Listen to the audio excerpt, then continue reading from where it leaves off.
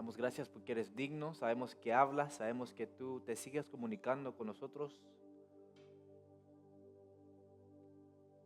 Te pido, Espíritu Santo, que me ayudes a enseñar tu palabra, que quites toda enseñanza errónea, que esta no sea mi opinión, pero que sea tu palabra. Te doy gracias en el nombre de Jesús. Amén. Pueden pasar para adelante, hermanos. Cerca, cerca.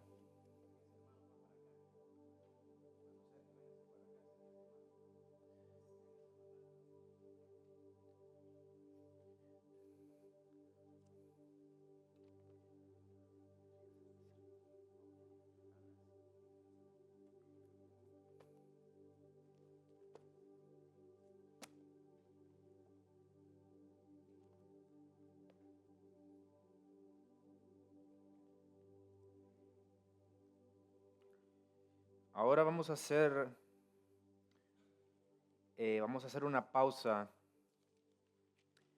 en Mateo por el hecho de que se aproxima nuestra VBS, nuestra escuela bíblica de vacaciones.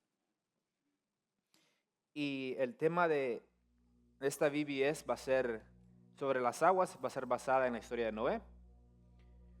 Entonces, antes de nosotros poder enseñarle a la siguiente generación, tenemos que tener con claridad la palabra que vamos a enseñar. Tenemos que tratar de estudiarla y hacer exégesis para apropiadamente exponer la palabra, especialmente hacia una nueva generación, ¿verdad? Entonces nos vamos a estar enfocando en eso en estas siguientes semanas, ya que son 5 días que vamos a dar, vamos a recibir 5 enseñanzas de cada capítulo que vamos a dar en Génesis. Sí, va a ser de Génesis 6 en adelante. Y creo que tengo las notas. ¿Es my phone there? Yes. Y el propósito es para que las maestras ya vayan tomando sus notas y vayan preparando su clase, ¿verdad? De acuerdo al tema, de acuerdo a cada capítulo. Lo tengo anotado, va a ser del Génesis 6 al 9, ¿ok? Ahí estará la VBS, de Génesis 6 al 9. Entonces ahora empezaremos con Génesis 6. Y el primer capítulo, para que ya sepan, es un capítulo un poco fuerte. Es un capítulo que expone la maldad humana, que demuestra la seriedad del pecado humano. Y ahí podemos ver la justicia perfecta del Señor. Entonces vamos a leer de Génesis 6 del 1 al 8. Y dice: aconteció que cuando comenzaron los hombres a multiplicarse sobre la faz de la tierra, y les nacieron hijas, que viendo los hijos de Dios que las hijas de los hombres eran hermosas, tomaron para sí mujeres, escogiendo entre todas. Y dijo Jehová: no contenderá mi espíritu con el hombre para siempre, porque ciertamente él es carne, mas serán sus días 120 años. Había gigantes en la tierra en aquellos días, y también después que se llegaron los hijos de Dios a las hijas de los hombres, y les engendraron hijos. Estos fueron los valientes, que desde la antigüedad fueron varones de renombre. Y vio Jehová que la maldad de los hombres era mucha en la tierra, y que todo designio de los pensamientos del corazón de ellos era de continuo solamente el mal. Y se arrepintió Jehová de haber hecho hombre en la tierra, y le dolió en su corazón. Y dijo Jehová: raeré de sobre la faz de la tierra a los hombres que he creado, desde el hombre hasta la bestia y hasta el reptil y las aves del cielo, pues me arrepiento de haberlos hecho. Pero Noé halló gracia ante los ojos de Jehová. Amén. Entonces, aquí ya sabemos que los primeros 3 versículos son bien controversiales. Ese no es el enfoque de ahora, ¿verdad? El enfoque de ahora no es si fueron ángeles o si fueron humanos, esos hijos de Dios que tomaron mujeres, las hijas de los hombres. Ese no va a ser el enfoque. Claro, si al final tienen una pregunta y quieren ver en el contexto y con la escritura qué es lo más probable, se puede preguntar, no hay problema, pero por ahorita nos vamos a enfocar en la justicia de Dios, ¿verdad? No si fueron ángeles o no fueron ángeles, ¿verdad? Porque ahí hay controversia. Entonces, para empezar, empecemos del versículo 3. El versículo 3 dice, y dijo Jehová, no contenderá mi espíritu con el hombre para siempre, porque ciertamente él es carne, mas serán sus días 120 años. ¿Ok? Entonces Jehová declara algo muy interesante, que su espíritu no contenderá con el humano, ¿verdad? Para siempre. La palabra que se usa es yadaun. ¿Ok? Yadaun, que significa litigar o disputar o disputar. Qué frase interesante para describir la relación entre el humano y el Espíritu Santo. No es una relación que está en armonía, es una relación que está contradictoria y está en constante litigación o en constante, podemos ver la constante rebelión del humano hacia las cosas del Espíritu Santo, porque constantemente están batallando. No de forma literal en el cual que el humano está de una manera contendiendo las obras del Espíritu Santo, no. Pero lo que está diciendo es que lo que es bueno del Espíritu Santo, el hombre lo rechaza y constantemente está en contra de lo que el Espíritu Santo quiere o ve como bueno, ¿verdad? Entonces, es interesante porque ahí podemos ver que el Espíritu Santo le da oportunidad tras oportunidad al humano para que se arrepientan, y Dios por medio de su Espíritu Santo le recuerda al humano que están en lo mal, que están en pecado, ¿verdad? Que se han rebelado en contra de Dios. Entonces ahí podemos ver la gracia y la misericordia de Dios, porque Él es tardo para la ira y su misericordia es eterna, es enorme, ¿verdad? Ahí podemos ver que Él, en vez de inmediatamente destruir a la humanidad, Él desea confrontar a la humanidad con su pecado y darles chance, ¿verdad? Es interesante. Entonces ahí podemos ver en Números 14, 18. Ahora, maestras, esta clase va a ser un poco más detallosa, la cual no se le daría a un niño, ¿verdad? Pero es para que entendamos el contexto y para que entendamos la historia a profundidad, para así poder de ahí sacar lo que le queramos explicar a las edades, dependiendo de las edades, ¿verdad? Porque claro, no le vamos a empezar a hablar de Down y todas esas cosas porque no les va a importar mucho, ¿verdad? Pero sí, es para que entendamos con claridad antes de exponer la palabra. Y dice, Jehová tardo para la ira y grande en misericordia, que perdona la iniquidad y la rebelión, aunque de ningún modo tendrá por inocente al culpable, que visita la maldad de los padres sobre los hijos, hasta los terceros y hasta los cuartos. Entonces podemos ver que Él es grande en misericordia, perdona la iniquidad, pero de ninguna manera tendrá por inocente al culpable. Entonces, aunque Él es misericordioso, también Él es justo perfectamente y no puede solo sobrepasar o olvidarse del pecado así por así, ¿verdad? Tiene que ser justo. Entonces vemos que el humano decide rechazar y contender en contra de la gracia de Dios. Ojo, cuando digo rechazar la gracia de Dios, estoy hablando de algo muy específico. Porque hay diferentes tipos de gracias. Hay la gracia general que se le da a la humanidad en general, ¿verdad? El evangelio es una forma de gracia general. El evangelio, cuando se le predica la gracia general,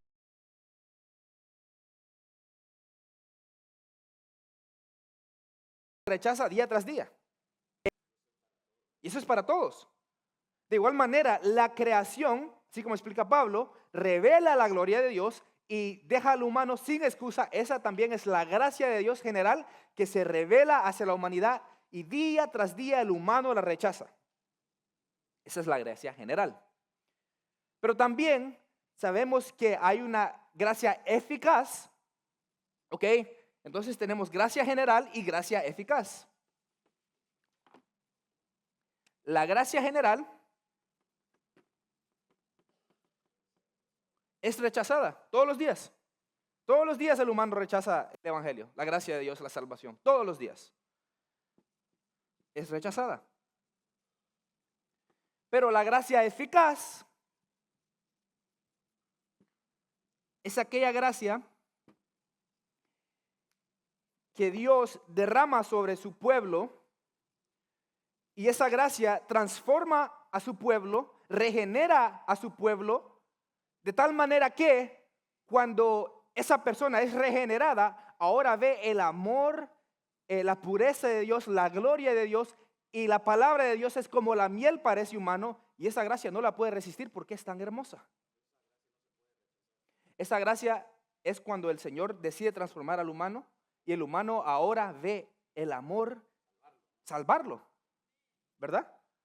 Esa gracia es algo específico hacia el humano y esa es la gracia que se nos ha dado a nosotros, ¿verdad? Nosotros ahora ya no vemos como los que ven la gracia general y la deciden rechazar día tras día. Ahora vemos la pureza del Señor, vemos que su palabra es rica como la miel y adoramos al Señor porque el Señor ya ha trabajado en nosotros, ¿verdad? Esa es una gracia eficaz que sí salva, definitivamente. ¿Ok? Ahora, Moisés también describe al humano y dice, él es ciertamente, ¿qué? Carne. ¿Ok? Entonces, él está explicando el estado humano con claridad. No está haciendo tanto énfasis en el hecho de que somos piel, hueso y carne, pero está hablando de la naturaleza caída del humano, ¿verdad? Que ciertamente el humano es carne, ¿verdad? Todo el ser del humano está caído, entonces es carne, ¿verdad? No es santo, ¿verdad? No es espiritual, como dice 1 Corintios 2:14, es carne, ¿verdad? Y aquí podemos ver también el juicio de Dios hacia esa generación, ¿cómo se puede decir? Esa generación de carne, ¿verdad? Esa generación de carne, se le declara un juicio. Pero a la misma vez ese juicio viene con misericordia porque el Señor le dice, mas serán sus días, ¿cuántos? 120 años. ¿Ok? Dice que serán sus días 120 años. No está diciendo que todos los humanos van a vivir exactamente 120 años. Está declarando un tiempo de arrepentimiento, un tiempo que le permite el Señor a la humanidad dejar su pecado y adorar al Dios verdadero. Pero claro, sabemos con la historia de que el humano no ama a Dios, ama su pecado, decide seguir en su pecado, constantemente rechaza la gloria de Dios y el poder de Dios. Pero aún así el Señor le da 120 años de predicación, ¿ok? De predicación. Esa es la gracia general. Y eso, vamos a 2 de Pedro 2:5.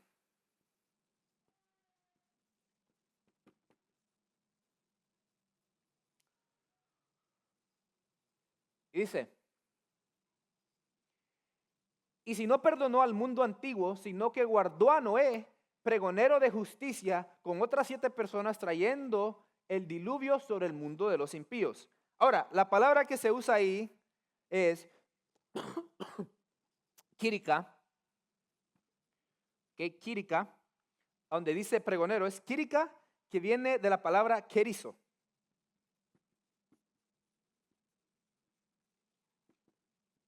Querizo, que significa proclamar o predicar. En las traducciones en inglés dice Noé, predicador de justicia, La Nueva Biblia de las Américas dice: tampoco perdonó al mundo antiguo, sino que guardó a Noé, un predicador de justicia, con otros 7, cuando trajo el diluvio sobre el mundo de los impíos. Entonces vemos que Noé, durante esos 120 años que Dios le da al mundo, Dios pone un ministerio sobre Noé, y Noé es un predicador de justicia, llamando a aquel mundo corrupto hacia el arrepentimiento, regresen al Dios verdadero, dejen su iniquidad. Noé está funcionando como un predicador en esa era. Pero aún así vemos que mediante la predicación de Noé, el humano decide ¿qué? Contender, litigar y disputar las cosas verdaderas de Dios, ¿verdad? Me recuerda lo que dice en Romanos Pablo, de que el humano, sabiendo la verdad, decide apagarla con su pecado, ¿verdad? En inglés dice suppress. ¿Cómo se dice suppress en Spanish? Como sí, apagar es la traducción. Entonces, él, sabiendo la verdad, decide apagarla. No es que no la conoce, pero es que su pecado apaga la verdad, porque su pecado odia la verdad. Aquí vemos de igual manera, esa generación rechaza la predicación de Noé y deciden amar su pecado. Vamos al versículo 4 de Génesis 6. ¿Puedo borrar?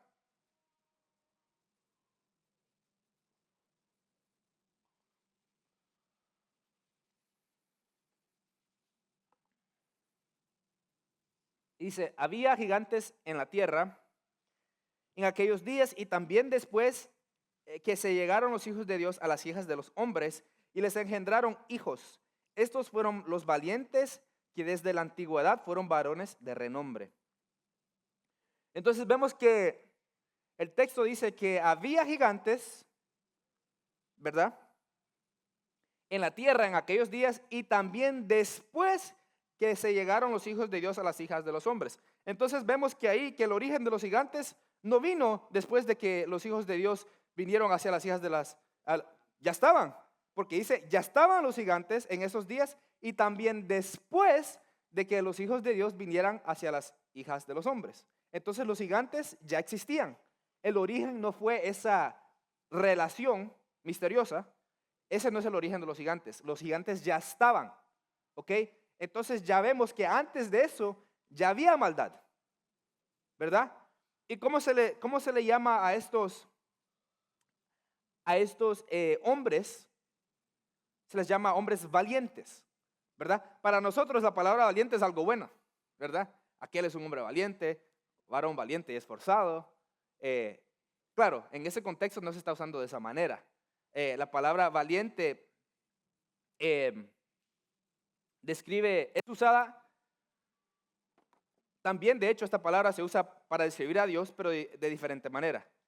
Porque hay dos palabras que tenemos que entender. Valiente aquí es la palabra gibor. ¿Ok? De hecho, en Isaías 9:6 se describe al hijo que nacerá como gibor. Pero es un contexto completamente diferente. Aquí gibor significa, de hecho, es gibor y plural, es giborim, es plural, que significa héroes, campeones, ¿verdad? Valientes.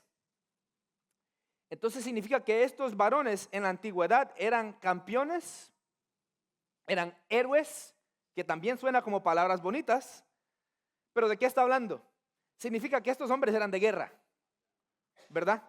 Estos hombres iban hacia las otras naciones y destruían naciones, y dice que eran hombres de renombre. Entonces no solo iban a causar destrucción hacia las otras ciudades, eran elevados como esos campeones, como esos héroes, y se les elevaba la fama y todo el mundo conocía sus obras. Entonces están usando la mortalidad, la espada, para enaltecer su nombre, ¿verdad? Porque ahí nos dice que eran varones de renombre, de fama. El origen de la palabra giborim es gebir, que significa ser exaltado. Ser exaltado, hacerse superior.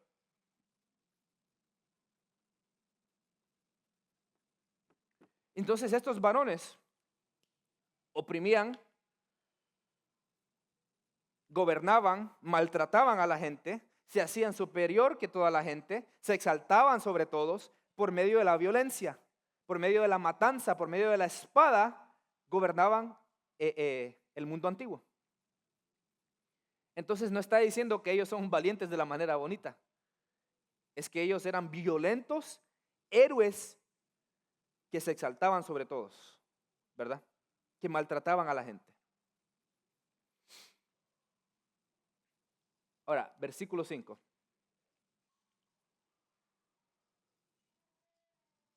Y vio Jehová que la maldad de los hombres era mucha en la tierra. ¿Ok? Y que todo designio de los pensamientos del corazón de ellos era de continuo solamente el mal. ¿No dice el Señor de por veces le salían ahí buenas obras, de por veces ahí eran bien cariñosos? Dice que los pensamientos eran de continuo solamente el mal.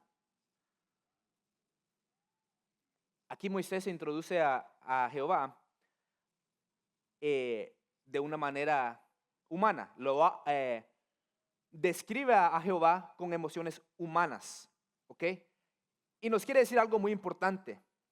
Nos quiere decir que el Señor es tardo para la ira, que Él no actúa de manera irracional, que al contrario, en vez de destruir a toda la humanidad, Él pacientemente observa, ¿verdad? Y actúa de acuerdo a su perfecta sabiduría. No es alguien que de repente destruye, sino que Él es calculado, ¿verdad? Su sabiduría es perfecta. ¿Ok?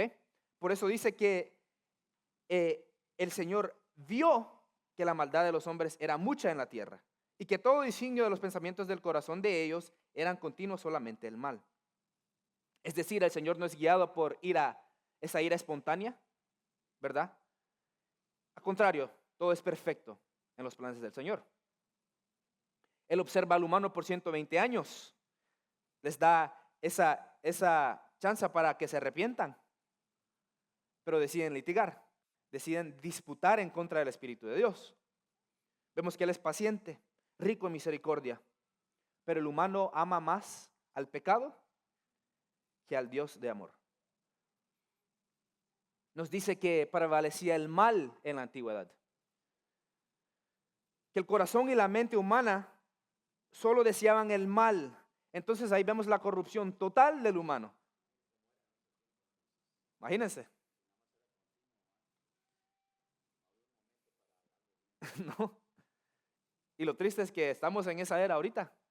Aparte del pueblo cristiano, en el mundo no existe algo hermoso y bonito que deberíamos de desear, ¿verdad? Los deseos del mundo, los pensamientos del mundo son continuos, solo malos.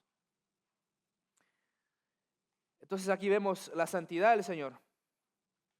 El hecho de que Él en su misericordia decide limpiar el mundo de esta maldad. Decide darle un nuevo restart al mundo. La maldad ya prevaleció sobre toda la tierra y el Señor decide limpiar al mundo de toda maldad porque el humano lo único que hace es herir a otro humano, ¿verdad? Matar a otro humano con la espada y solo quieren el mal. Entonces el Señor decide tener misericordia y limpiar a esa maldad para que ya el humano no siga matando y solo matando a todos los humanos, ¿verdad? Me acuerdo una vez un amigo ateo me dijo, y no era cristiano en ese tiempo, era ateo, pero ahora ya es cristiano. Me dijo, lo que estoy entendiendo, me dijo, que si Dios es verdaderamente Dios y si verdaderamente existe, si Él fuera un juez que no tuviera misericordia, acabaría con todo el mal. Pero mucha gente, me dice, pensaría que ese mal se refiere a todas las cosas externales y no a Él, a todas las cosas exteriores menos a Él. Dice, pero te digo, me dijo, que si Dios decidiera acabar el mal en esta noche, a las 12 de la noche, a la medianoche, ninguno de nosotros amaneceríamos, porque el mal está en todos nosotros, me dice. Y eso me lo dijo siendo ateo. ¿verdad? Él con claridad entendía que cuando él ve a su alrededor, la humanidad está caída. En las noticias solo cosas malas. Él siendo ateo me dice eso. Claro, ahora ya es cristiano. Ahora Dios ya le reveló la verdad. Pero es algo muy interesante que aún los ateos notan eso. Entonces aquí vemos que el Señor ve que esa maldad es una maldad que es insoportable. Llegó a un extremo que el Señor ve que esa maldad ya es demasiada. Y Él, como es un Dios santo, decide limpiar el mundo, ¿verdad? No soporta ver esa maldad que es insoportable, que gobierna todo el mundo. Versículo 6.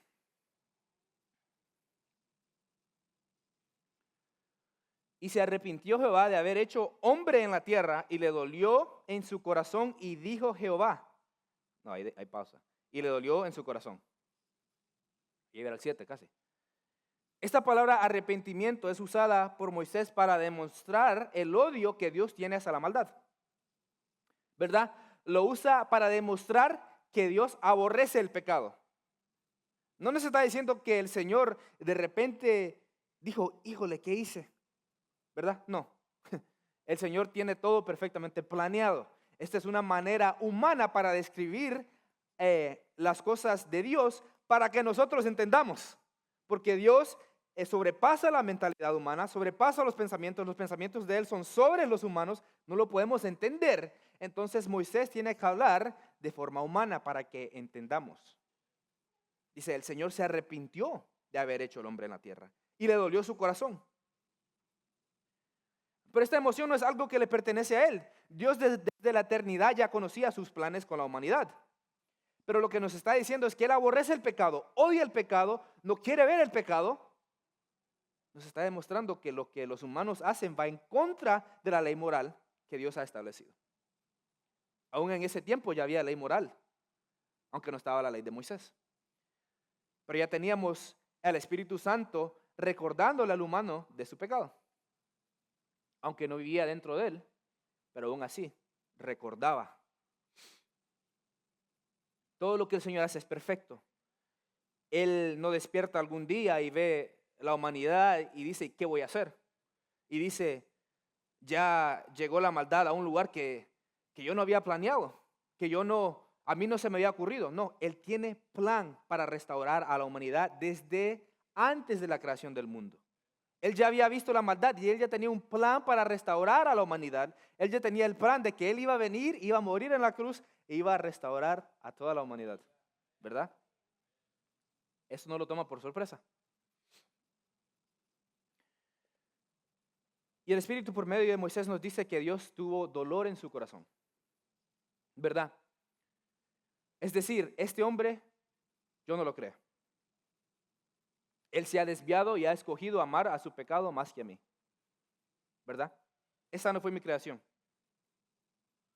El pecado viene del corazón humano, no de la santidad del Señor.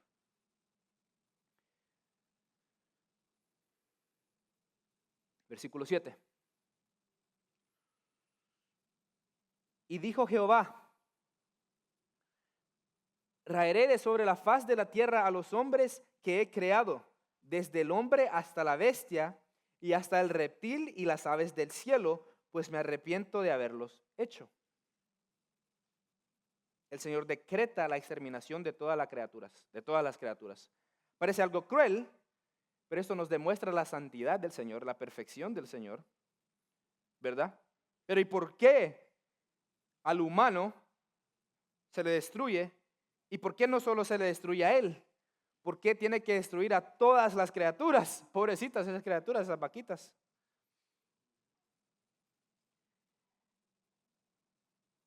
Cuando tenemos a un asesino en serie,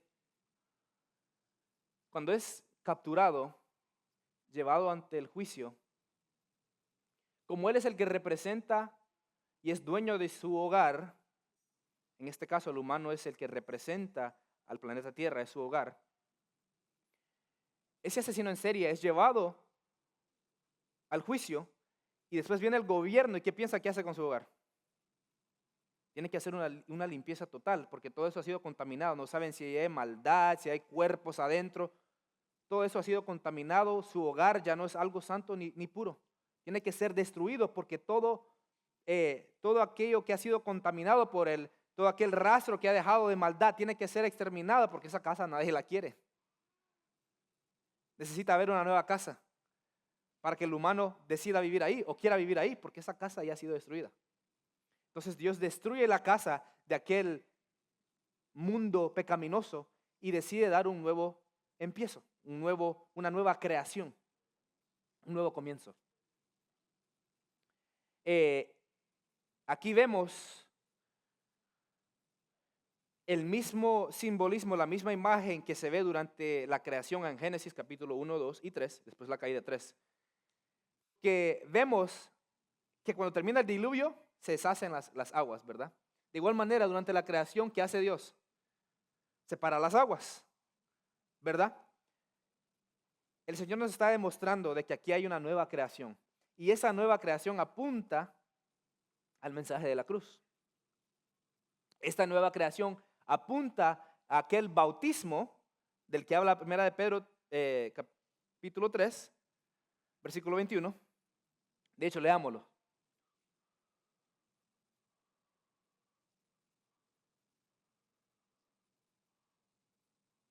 El bautismo que corresponde a esto ahora nos salva, no quitando las inmundicias de la carne, sino como la aspiración de una buena conciencia hacia Dios por la resurrección de Jesucristo.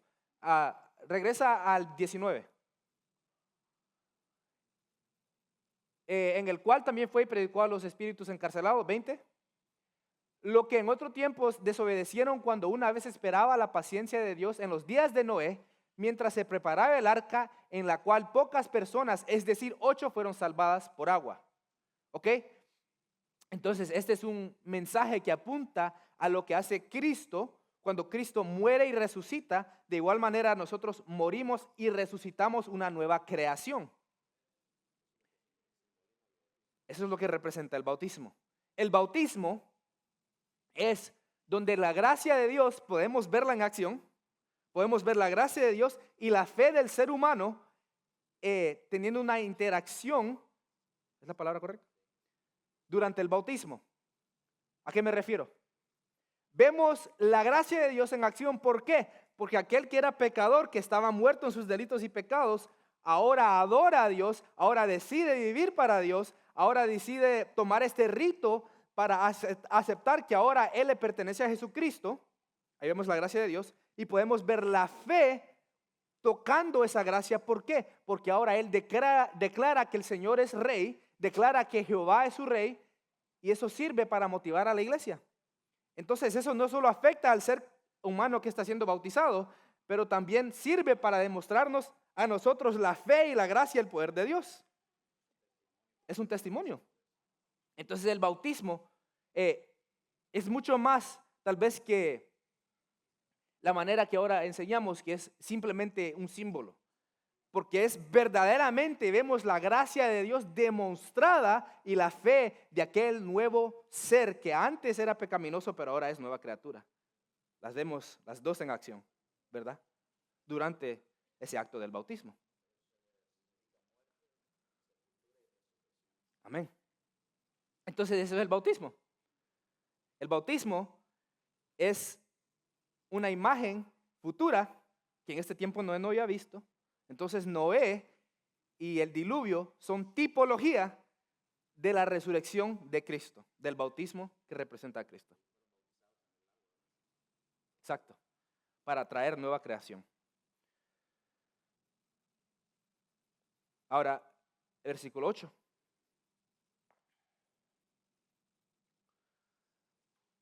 Pero Noé halló gracia ante los ojos de Jehová. Ahora mucha gente tomaría esto y dirían, ven, Noé halló gracia ante los ojos de Jehová porque él era un hombre distinto, un hombre que se separaba de lo malo. Y es verdad, pero no le quiten el crédito a Dios.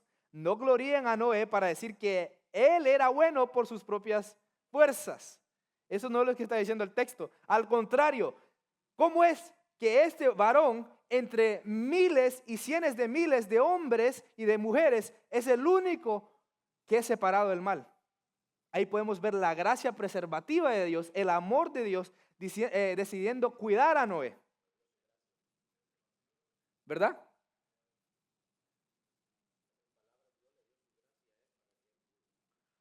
Pudiera regresarle la gracia a Dios, ¿verdad?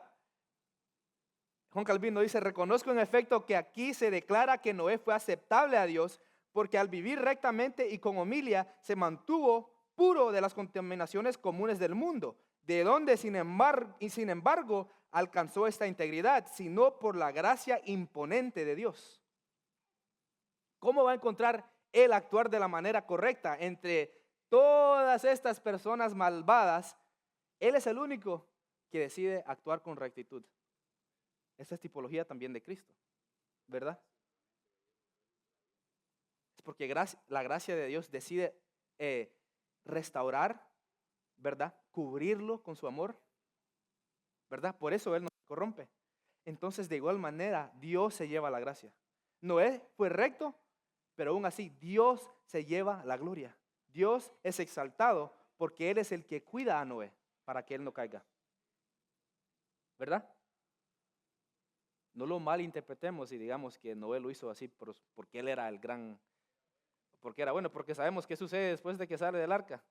No se emborracha. Entonces vemos que aún en Noé había pecado. Pero para que el plan de Dios se llevara, Dios decide mantener proteger a Noé, preservarlo para que su plan salvífico se llevara a cabo. La restauración del mundo, la nueva creación, ¿verdad? De igual manera, en el pecado humano, Dios trae justicia y se lleva la gloria. En traer justicia, en traer nueva creación, Dios se gloria, aun cuando el humano peca. Dios trae justicia, restauración, Dios se gloria. Cuando el humano no peca y decide actuar con rectitud, Dios se lleva la gloria porque Él es el que está actuando en ese humano para que él camine y siga sus pasos y siga la ley de Dios. De igual manera, Dios es glorificado, ¿verdad? Ok, ¿preguntas? ¿Comentarios? ¿Está bien todo? ¿Cuánto tiempo tenemos? Estamos en pie. 8:15.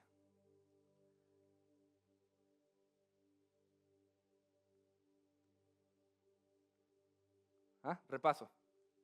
Quedó clarísimo todo. Ok.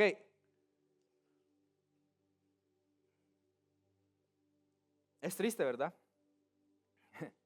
Qué malvado puede ser el ser humano, ¿verdad? Qué odioso, qué pecaminoso, a qué altitud lleva ese nivel de odio que lo único que decide hacer es asesinar y matar. Y usa eso para glorificarse él mismo, para enaltecerse. ¿Sí?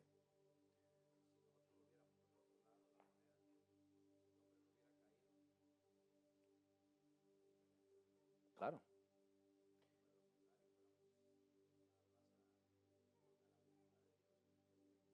Sí, sí.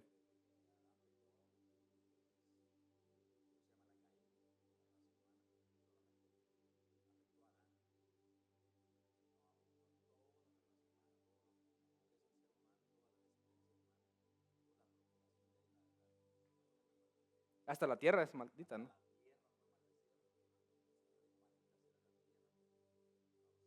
Sí. Pero claro,